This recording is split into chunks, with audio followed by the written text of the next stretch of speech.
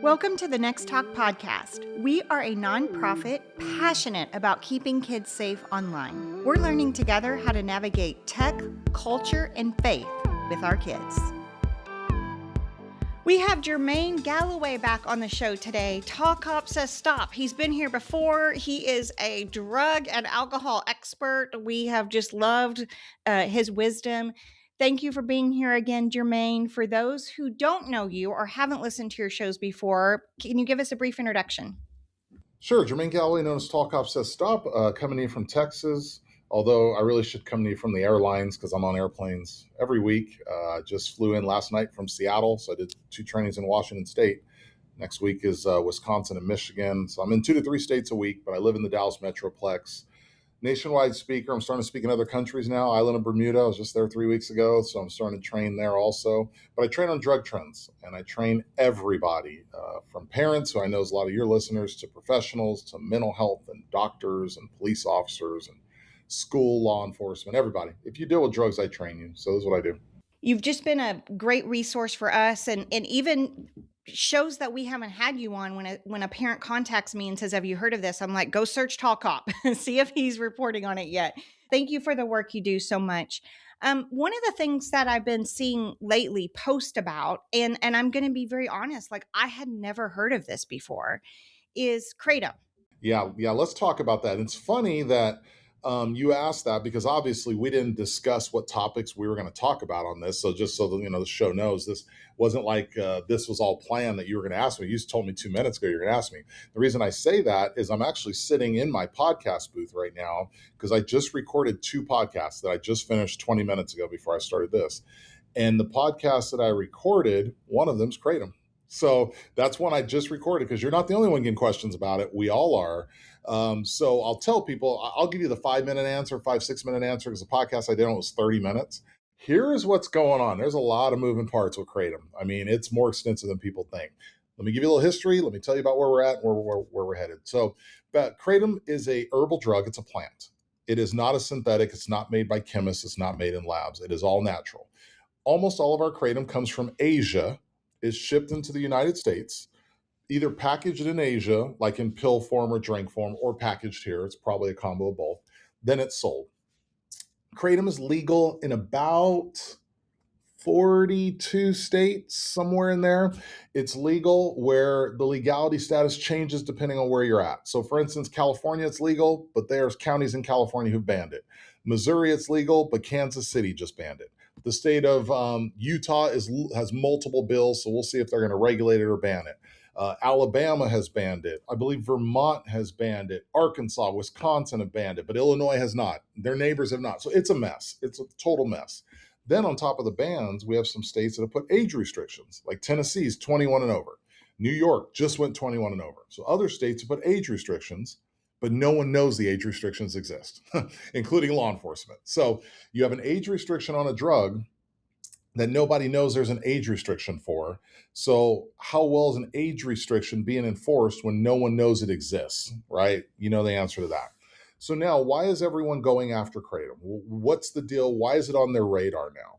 Because Kratom, I've been teaching 20 years. Kratom was one of the first drugs I ever taught on. So Kratom's been around 30 in the US, 30, 40 years, somewhere in there. But why now? Why all of a sudden 2025, 2026, late 25, 26, is everyone going after this drug now where no one did in the beginning of 25? No one cared. Because ultimately, Kratom works like an opioid. It works like a painkiller. It is near the strength of heroin. I think heroin's still stronger, but it's near the strength of heroin. It's somewhere in that realm, okay? But it tests differently than heroin. It tests differently than painkillers. It does not come up in standard drug testing panels. A lot of medical examiners, meaning drug fatalities, don't test for it. Most hospitals don't test for it. A lot of your law enforcement does not have a field test for it. So it goes relatively undetected. But that's not the reason that it's on everyone's radar. The reason it's hit everyone's radar is this. It's twofold. I highlighted this on my podcast. One, Kratom's cousin showed up. And I explained Kratom's cousin is the person that comes to Thanksgiving dinner that you say, when are they leaving and how long are they going to be here? That's that cousin, not the cousin you like. So Kratom's cousin showed up, called 7-hydroxy. So if your people don't know what Kratom is, I'm speaking a totally different language to them now. 7-hydroxymetrogenine also known aka 7-OH or 7O. Just look that up, 7OH. 7-hydroxymetrogenine comes from the kratom plant, is natural to kratom. But 7-hydroxymetrogenine is being chemically altered, chemically changed, chemically shifted, synthesized, and then sold. Long story short, to put this all in a bow for you, you have kratom, which is all natural. Kratom, which was not on a lot of people's radar on our side as far as banning. Kratom's cousin shows up, and is a synthetic form of kratom that is stronger than heroin in some cases, and is much stronger than kratom. Puts the spotlight on kratom, where kratom's like, I don't even like my cousin, right? But everyone goes, we don't care. Now we're looking at you too. Puts the spotlight on kratom to the point where now states are banning 7-hydroxy and or kratom. So Florida banned 7-hydroxy but did not ban kratom. Kentucky is in the process of banning 7-hydroxy. They did not ban kratom. Some states, like I think Utah, don't quote me on this, but I think Utah is looking to ban both of them. Kansas City just banned kratom. So it's a mess right now. And what I just said on my podcast was this. I'm talking to you in March of 25. We will have totally different information by September of 25. We have 26. 26. You're behind, Talk Off. Good point. Good point. So 26, we'll have multiple different states in 26 who ban kratom that, as I'm speaking to you right now, have not banned kratom yet. But by the end of this year, they will have banned the drug. And we'll have other cities and counties. And in 27, we'll have even more. So what it basically did was shifted the tide, which it should have. We should have banned kratom a long time ago. This should have been a controlled substance a long time ago. But it shifted the tide of banning kratom now. We're doing what we should have done 10 years ago, 20 years ago. It's finally happening now. And the only reason, in my opinion, it's happening is because 7-hydroxy showed up. It put the focus on kratom. Also, because 7-hydroxy is stronger, it most likely lowered the price of kratom, which started to shift who was buying kratom too, i.e. schools. So we saw some changes that put the spotlight on them. Again, if kratom could have just hid in the background and said, everybody keep looking at fentanyl and heroin, don't look at us, we'd still be status quo with them. But 7-hydroxy changed the game for them. And that's why all of a sudden it's on everyone's radar and news media is running with it now. Okay, so there's a lot I want to unpack there. I have some more questions. So first of all, kratom is natural, plant-based. Like that's probably how it's marketed, right? Because it seems normal. You would put it in teas, coffee. Like I've heard it described as like coffee plant. That seems super harmless, right? All of it. Yeah, because natural, when someone says legal or natural, they are saying safe in their head. So if you looked at me and I was talking about a drug and you go, but isn't that drug legal? You're actually saying, hey, Tall Cop, isn't it safe? When you look at me and I talk to you about a drug and you go, it's all natural, right? And I go, yeah, it's all natural. You go, well, you're asking me if it's safe. That's what your brain is telling you, because you associate me, you, everybody. We associate, well, not me anymore, but legality and plants with safety. That's the furthest thing from the truth. Well, and I think that's so dangerous for our kids. And this is why I really wanted to do this podcast, is because I think parents need to warn their kids about how this has changed over the years. So, and you described it great because you said the cousin showed up, 7-hydroxy, 7O.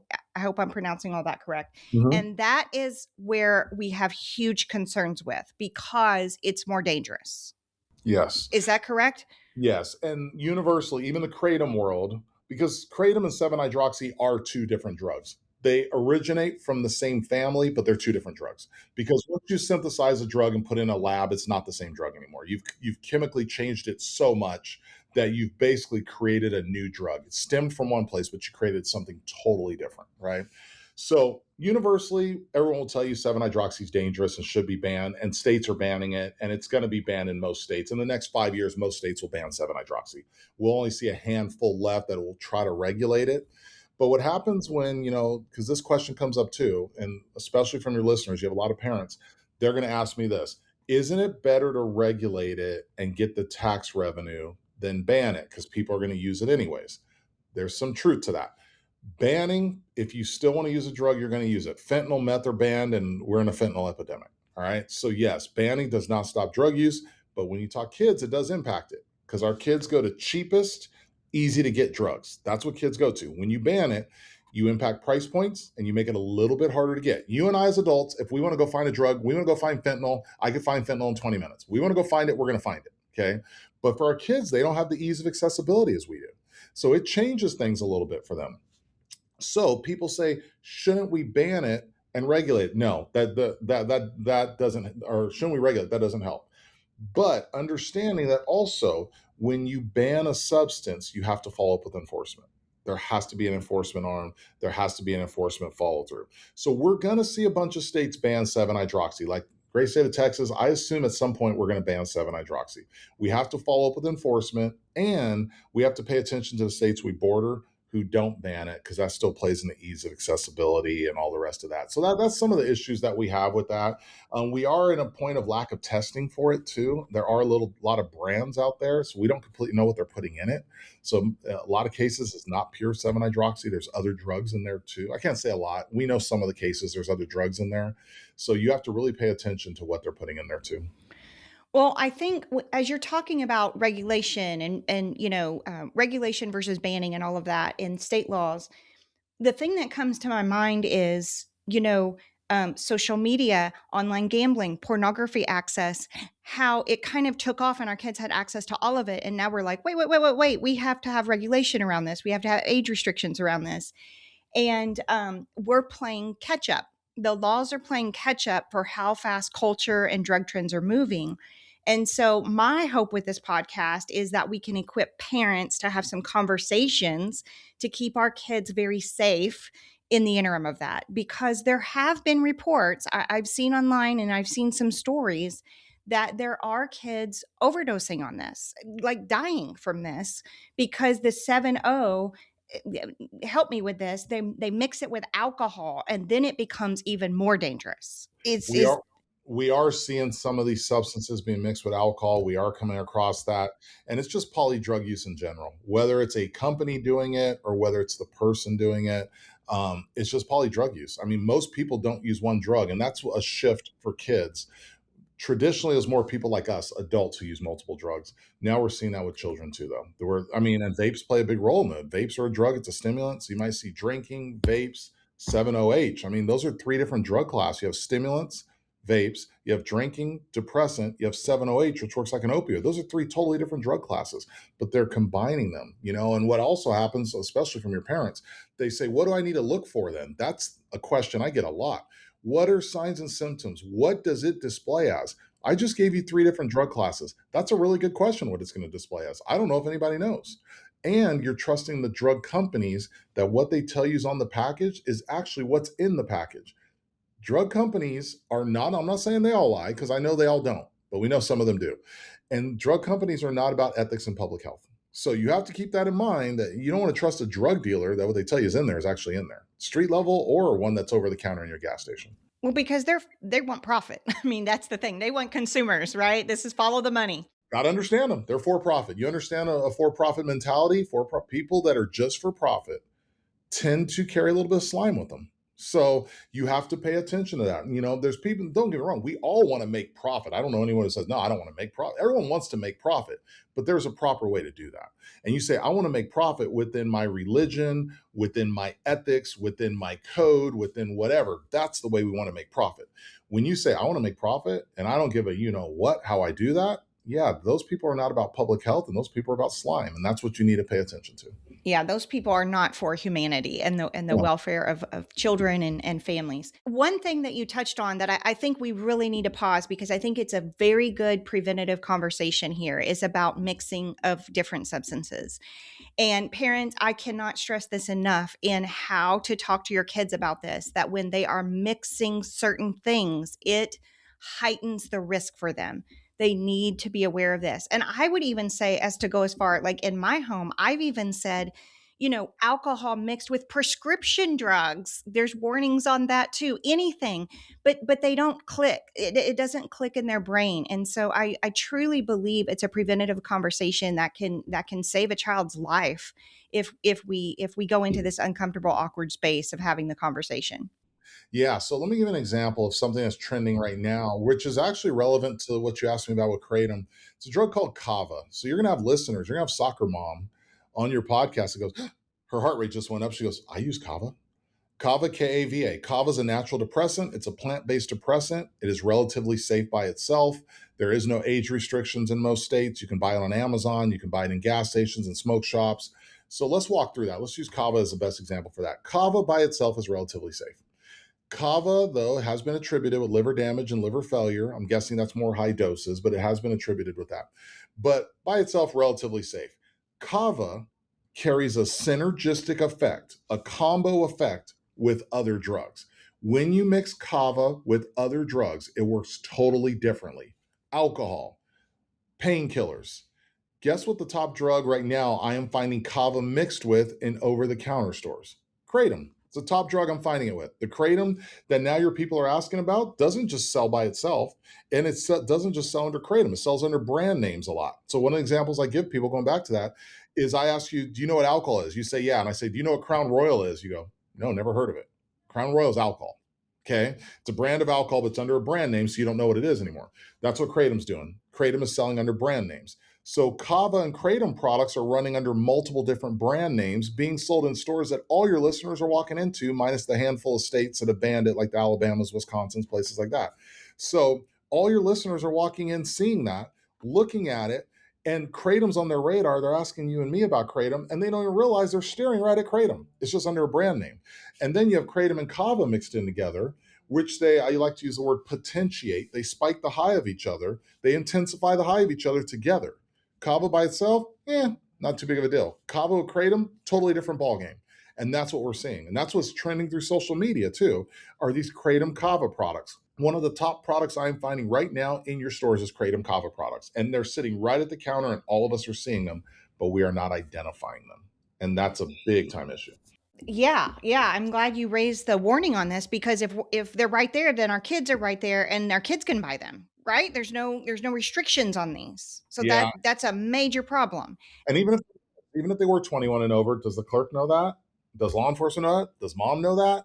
I mean, so yeah. So tell me what they would look like in the store. Are they pill form? Are they in a pill bottle? Are they in the, vitamin aisle mainly? Like what are we seeing them marketed as? That down. I just did a training in Amarillo. I just did a scan, so recency effect. Did a scan last week in Amarillo, Texas, and I did one the week before, 2 weeks before in South Carolina, some other states, Arizona recently. Pretty much the same themes I see. If it's in a gas station, it's usually at the counter. There is one, and I'm not going to say the name because I won't give these guys free press, not through anything I do. There is a large gas station chain in the Midwest region of the United States. It's not in Texas, although I just heard they're opening one in Texas. But they're in the Midwest region, multiple states. They're a huge gas station chain. They sell like products like Phenibut out on the floor, which is something I rarely see. It's a Phenibut product on the floor. Kratom Kava, what we're talking about, generally always at the counter. So if I'm looking at that cash register and I'm staring at that clerk, it's usually within arm's reach of me. It's usually somewhere right there. Sometimes it's on the back wall behind them. I can see it, but can't reach it, but it's usually right there. So the Kratom Kava product, sometimes behind a plexiglass because they don't want people to steal it, but I can usually access it. Let's say I could reach it within taking a step or two, but it's under multiple brand names. And a lot of the bottles look like 5-hour energy bottles. They're about that size. And a lot of times they're sitting next to 5-hour energy. So the drinks are very popular for Kratom Kava. I don't really see Kratom Kava in a pill form. I do see Kratom in a pill form, but not Kratom Kava in a pill form. It's generally a drink form. I'm trying to think if I've seen it in a vape or not. I don't believe I've seen it in a vape, candy bar. I want to say the Kratom Kava is mostly in a drink. Okay, that's good. That's good to know. And again, our kids can walk into these gas stations and buy them. Depends on the state. Kava, yes. The Kratom depends on the state. 21 and over, a couple states have banned it, but we're finding to where a lot of states don't even know. I got an email from a school resource officer out of Alabama 2 weeks ago. The clerk, so the SRO goes into the gas station across the street from her high school, right? She's probably going to buy a bottle of water or something like that. She's in there. The clerk goes, "Hey, I want to ask you about this product." Hands her a Kratom. It was just Kava. It was just a Kava product, and says, "I have people." The clerk used some different words, but these are the terminology I'm going to use. "I have people who suffer from substance use disorders who are buying this product, and it is only those people buying it," right? So it stood out to the clerk. So the police officer says, "This is right across the street from the high school. I've looked it up. Can you tell me info?" It's a Kava product. And it's directly across the street from the high school. Okay. And it's Kava. running under different brand names, because Kava also goes under a plant-based name, Piper Methyscum or something like that's how you say it. It also goes under that name. So on the bottle, it didn't say Kava, it said the Piper Methyscum name on the bottle. So that's why she was asking me, right? But it's Kava. It's just Kava under its plant name. But that's the stuff going on. This is why this stuff slides right past you and you don't know it's there. Okay, so let me ask you that with Kratom, to look and see if Kratom is in a product, is it going to say that as an ingredient, or is there a long medical terminology name on that? If we're looking at an energy drink or a little thing that our kid wants to pop up, how do we filter it? It's both. Generally, it says Kratom. Not always. But sometimes it's a super small print. Like I look at the bottle, I have a brand name, I have a logo. There's one I saw just last week in Amarillo, had the brand name. It was a newer bottle. It said caffeine in big letters, and then the Kratom's in the smaller letters. Okay. So sometimes it's harder to see, but Kratom also goes under the plant name of metrogenine. So if it doesn't say kratom, it might say metrogenine. Don't ask me how to spell that. I know it when I see it, but it might say metrogenine. So, but that's kratom. So no, they're doing this. These guys are deceptive in their marketing tactics. They're doing that. And let me give you an even better one. So in Texas, I won't say where again. I don't do free marketing for these guys. I won't do paid marketing for these guys, to be clear. But in Texas, I walk into a store and the store is a kava bar. So in your communities, you have kava bars popping up where they look like coffee shops, but it's kava. It's all kava and coffee, kava by itself, kava teas. But it looks like a Starbucks, but it says kava on the outside. Okay. So I walk in the kava bar and I haven't been in one. I've identified these, but I had no need to go in them. I always assumed I knew what was in there. But this time I walk in one. It's in Texas about a month and a half ago. So I walk in one and she's showing me the Kava menu. So she points out some stuff on the menu, and I assume it's Kava because why would I think anything different? She says these products are all Kratom products. So on the menu, she had Kava products. She had Kava products you can mix with Kratom, but she did not, because I looked at that menu closely as she said that. The word Kratom was nowhere on the menu. So if I did not know or she did not tell me, she did not market Kratom. She was marketing Kava, but she had Kratom products to mix with Kava, but it did not say it on the menu. It just said like the name, like whatever name, strawberry, blah, blah, blah. That's all it said, but it did not say Kratom. She had to tell me Kratom.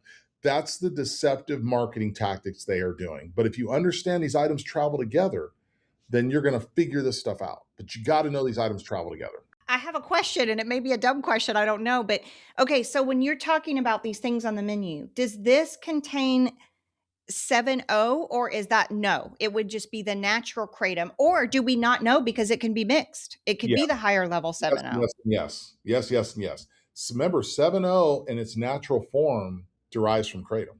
So yeah, so if you're drinking a kratom tea, 7O is in there, but it's in its natural form. The 7O that's freaking everybody out is being synthesized, but could that be in there too? Sure, it could be, because there's Because no nobody's regulating it. no one's regulating anything. Sure. So the answer is yes to all of it. I would assume it's yes to all of it, depending on who you buy it from and what form of it you buy it in and what product they have. I would guess many of these places probably have all the products there. They're not going to tell you that unless you ask, but or unless they know you. But I would assume it's all there.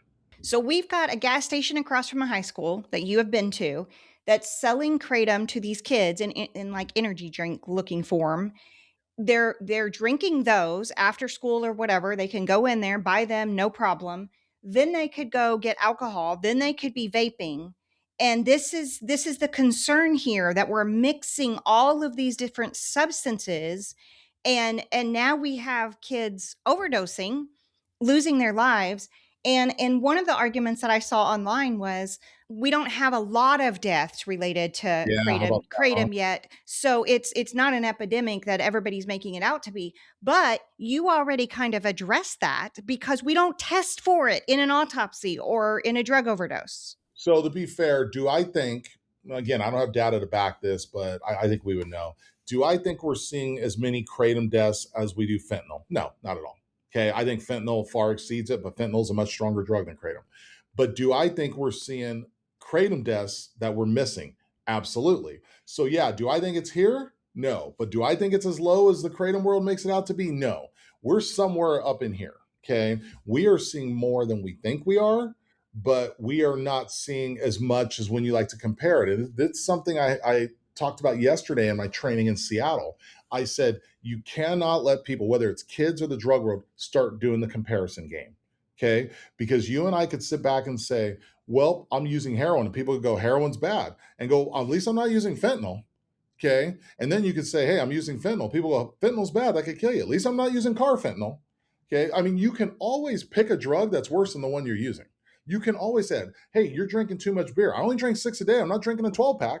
You can always point to something that's worse than what you're doing. We have to stop the point game. We have to cut that out, right? So just like you said, they're minimizing. At first, it used to be a kratom, no one's died. That's what you heard at first. But now medical examiners are coming out saying, oh, no, y'all, slow it down. We have documented deaths that this was the drug. So then everyone's like, oh, okay. So then people died, but it wasn't a lot of them, right? It wasn't a lot of them. Then now the medical examiners are saying that, more medical examiners are going to start testing for kratom, which means those numbers are going to rise too. Then they go, well, it's not every state. Then the states are going to start testing for it. They're going to go, well, it's not as much as heroin. And they're going to do that till the end of time. When you have drugs like this that we know are taking lives or can take a life, we need to be dealing with those. It doesn't matter that it doesn't kill as many people as fentanyl. That doesn't mean make it safe. I mean, we don't sit back and go, well, just as long as we have 10 car crash fatalities and it's not 100, we're doing okay. No, 10 is too many. Okay, you have to address it. If there's an issue, and there is an issue with kratom, you have to address it. So stop comparing. The comparison game, we can do this all day, and there will always be something worse on the market, and you can't do that. I love that you say that because it's a substance and all substances are addictive, right? It's like we trade one for another, and we in our mind, we're like, it's not as bad. It is. And we do that, and that's the way to justify it to yourself. It's not as bad.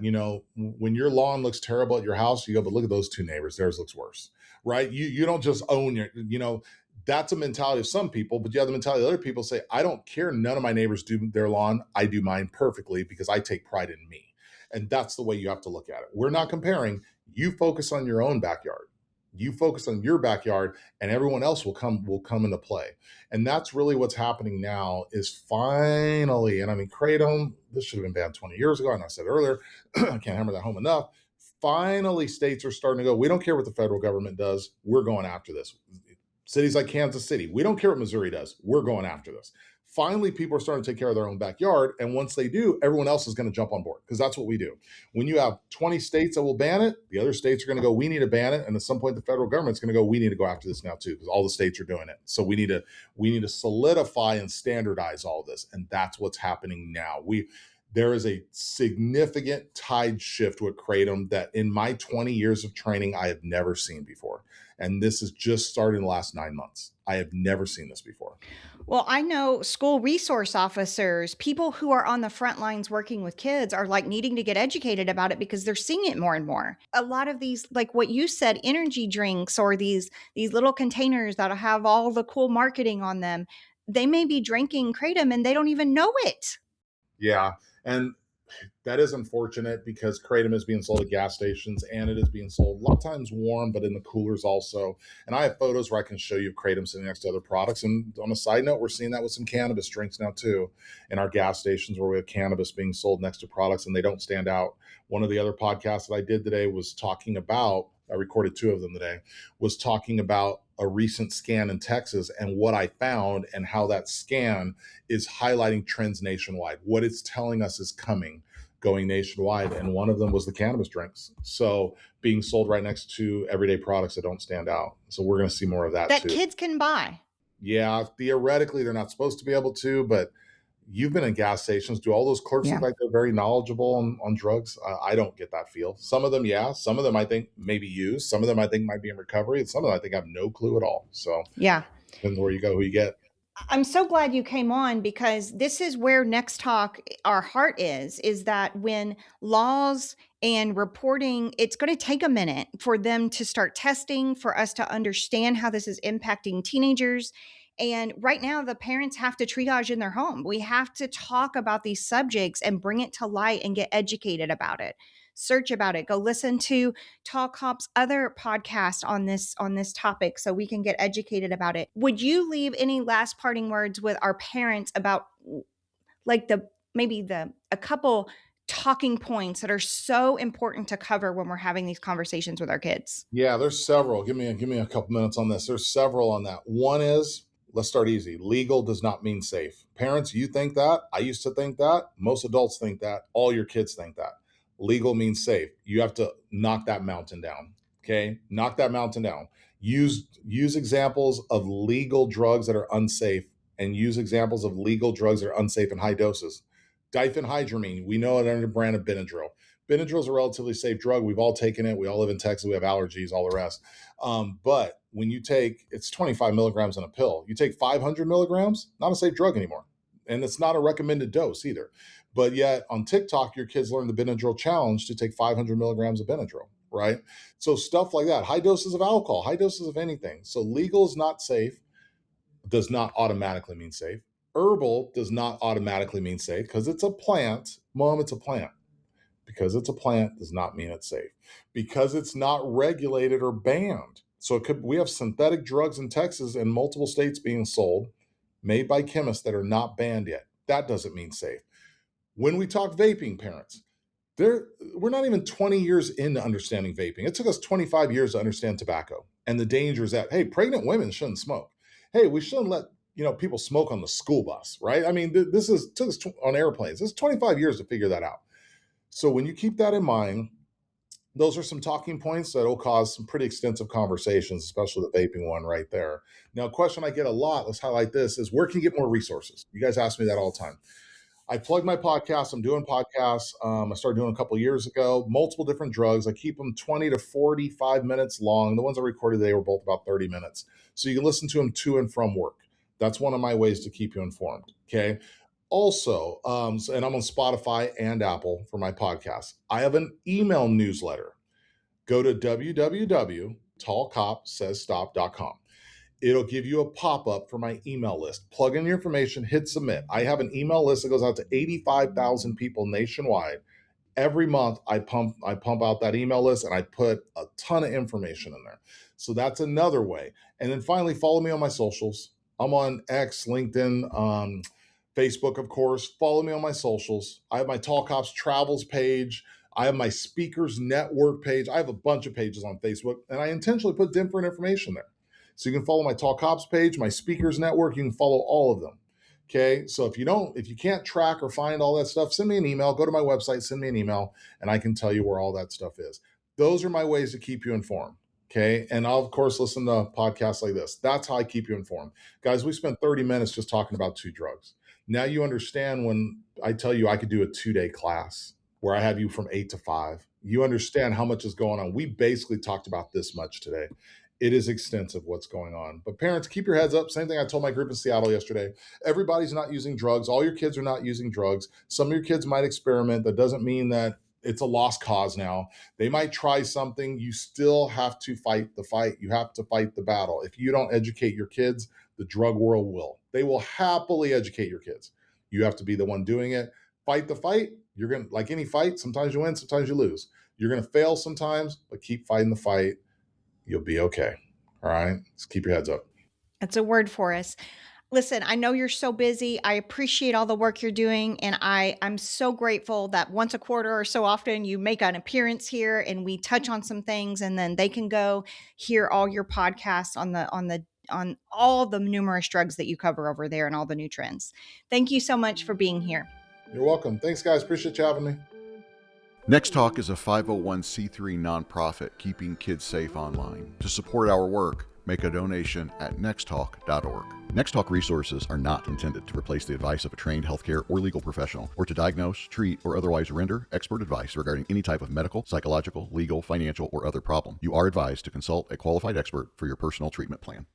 Our nextTalk podcast is in the top 2% of over 3.4 million podcasts ranked by Listen Notes. But now we're also adding YouTube. So this is a whole new thing we're doing. If you could like, subscribe, and comment on these videos, it would help us so much. We appreciate y'all.